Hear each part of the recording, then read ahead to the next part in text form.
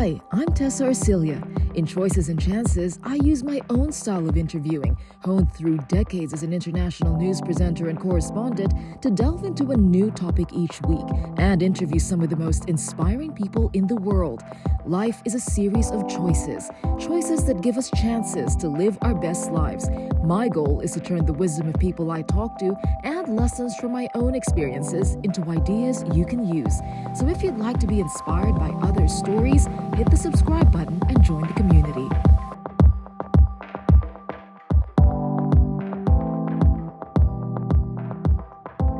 Hi, welcome to this episode, and today I wanted to talk about something that's close to my heart, and it was inspired by a question that I received from a colleague who said to me and noticed that I'm quite a quiet person, yet I have been in the media industry for about 20 years. It's looking increasingly likely that Americans will be barred from entering the bloc when external borders open on the 1st of July. Tessa Arcilla, Janice Mackey-Freyer, Keir Simmons, joining us from around the world. Thank you so much. This assessment... I've been on television reporting and talking to an audience for a very long time. And she said, it's interesting to see how someone as quiet as me had this career.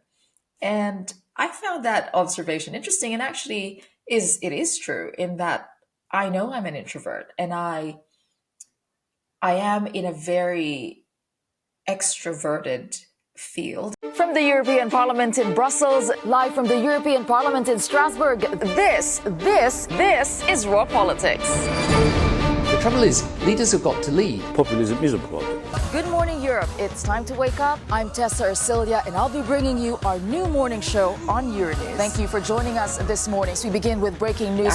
I like one-on-one conversations. And if we define what an introvert is and what an extrovert is, the definitions that I come across, it says an introvert gets their energy or feels recharged when they are doing things on their own, whereas an extrovert perhaps would, find that energy come up in a group setting. And yes, it's true that I can, I like recharging on my own, and I like one-on-one conversations more than group conversations. I just find that, trying to have to raise your voice or speak above the noise just to make a point, and it's just not my thing. I like the in-depth one-on-one conversations, and I think it's a different skill set to do both. Now, look, in saying that, I have had to socialize and even walk up to people and introduce myself at parties or events for work because I'm a journalist. I can do it, but I think the point here is that which of the scenarios and situations makes me feel inside most at home, most comfortable. So there's a skill to doing these things anyway, but it's about asking yourself, in which scenario am I feeling comfortable? Now, I also want to differentiate and point out that I don't think it's about shyness or confidence. I think there are many introverts who are confident in who they are, in themselves, and there are extroverts who love social gatherings who have a lot of insecurity, and sometimes that behavior might even be rooted in insecurity. So I think we can't just categorize these things in a box where shy means introvert, confident means extrovert. I think you can have a mix and match of these different adjectives and descriptions. So that said, how does one survive in a world that seems to reward extrovertedness, if you will? Let me give you an example. In my career, I was auditioning for this big job for a big American network, and I walked into the office, and as I said, I am not so into the small talk. I will do it if I have to. So I had done it for my career in the past. We had to go to events, introduce ourselves, talk about our companies, and be journalists, ask questions. I have done it. But if I don't have to, I choose the times that I do. So this day, I just thought, you know what? I'm here to do the audition. I'm not really here to socialize in that sense. So I was using my my normal voice, which is quite quiet in real life. And the person that eventually hired me said to me that he found it really strange that I was there, because he said, "Oh, what is this really quiet person doing here? That's okay, that's interesting." And then they gave me my topic, and I remember at the time it was about French politics. Then, well, the president Emmanuel Macron had released a new policy or talked about a new policy, and there were some protests related to that. I think that was the story. So I was given 5 minutes to prepare. Then they said, "Okay, rolling." And suddenly my voice was booming, and I was just talking about the issue with a lot of confidence. And for me, that's because that's my job. My job is to report, to speak with clarity, to project my voice, because this is a very visual and vocal medium. This is about my voice and about my projection and about my image and about the information I'm delivering. So I knew that I was doing my job. For in my head, that's what doing my job well meant. And I knew that, and I understood after years in the media, that television is half production work. So there's the research and the journalism, but there's also the production. How are you going to get all that information and reporting out into the world without utilizing your skills to, put it on air? And so he said that it was shocking. He said, "Where did that come from?" And I don't know, but that's just how I am, because I also am driven to do my best in the job that I'm doing. And so that's what made me that confident on screen. And another situation is when I do mic tests. So our engineers, the sound engineers, I really try my best to test the sound with my actual reporting voice. So the cameraman and the sound engineers will go, "Okay, Tessa, let's test the mic." And I go, 1, 2, 3, 1, 2, 3. And they go, "Your real reporting voice." And that's because they know that once I'm on air, I just go up another level, because I know, okay, this is action time. This is work time. This is projection time and projecting time. And so I recognize that about myself, and I embrace it. I mean, that's who I am. And I'm not trying to change who I am. And I think that while it could be stressful, I understand that for people who might be introverts and also a bit shy, it is not easy to always put yourself in that mindset of, okay, I'm going to have this persona that is good for TV or good for the platform that I'm in, or there's a bit of acting.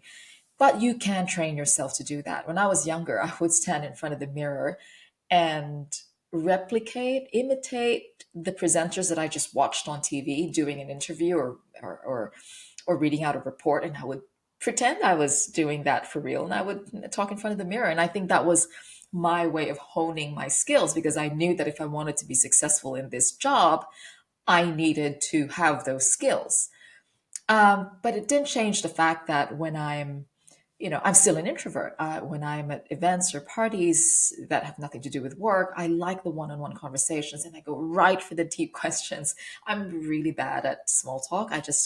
I don't find enjoyment in that. And I think it's a skill. I think it's great for that people who can hold a conversation with small talk, which is useful in a lot of settings and in a lot of social situations.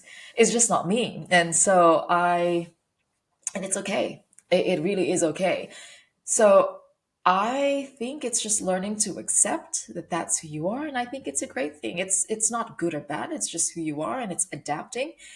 But if you find that the introversion is a hindrance, let's say, to something you want to achieve and work, then you work on that. You work on the skill that could get you from point A to point B, I think.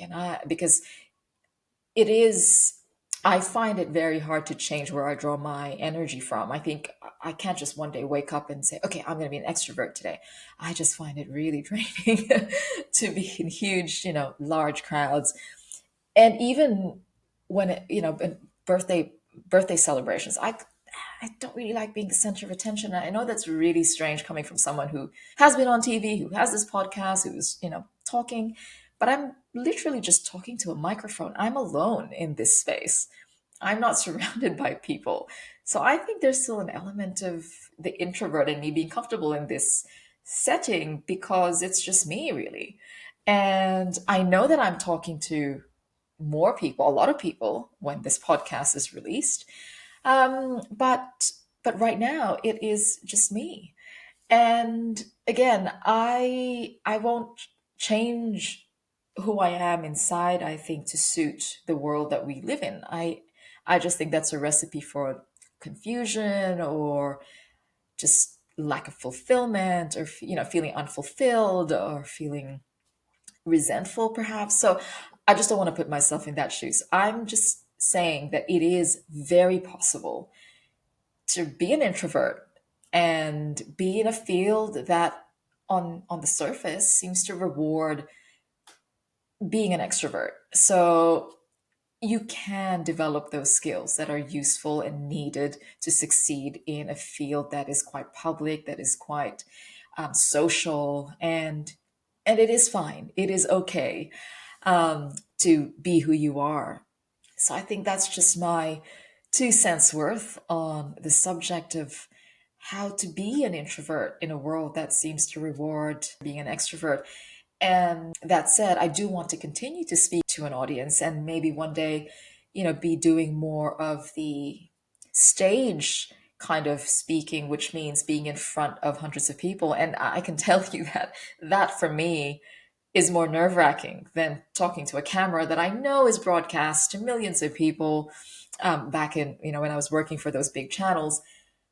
But it was less scary. I think it's so scary when you can see the live reaction of the audience and seeing how they interact with you or how they receive what you're saying. I think that is really putting yourself out there. So yeah, I think the point that I'm making is just that you can be who you are in a world that we live in while achieving your dreams, while succeeding in whatever you want to succeed in.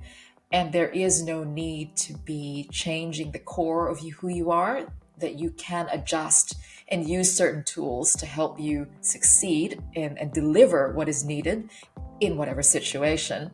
But you don't have to change, I think, the core of who you are. I think it's okay to say, I like who I am, and I'm going to stay that way. If you enjoyed this episode, please consider giving us a 5-star rating so others can find the podcast. Thank you for your company and see you next time.